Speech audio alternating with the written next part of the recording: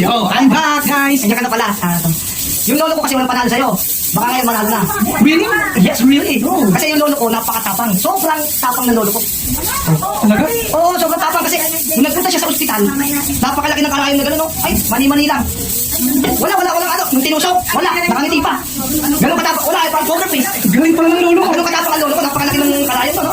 Ganun kalaki ang katapang ng lolo ko. Ganun ang karayom na tinusok sa lolo mo. Wa, Eh, duwag pala yung lolo mo eh. parang ikatapang ano naman. Eh, paano naging matapang yan eh?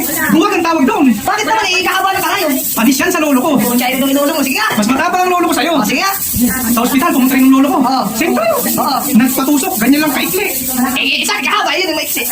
Sa mata tinusok. Ay, matapang. Oo, matapang yung lolo ko ah. Nakangiti pa, nagsiselfie pa yung lolo ko. So, katatin mo Oo. siguro yung lolo mo kaya hindi sa matapang kita. Hindi ah. Nagsiselfie pa yung lolo ko. Sa sobrang tapang. Napakatapang pala, no? Alam mo matapang ang lolo ko. Napakahusay pala.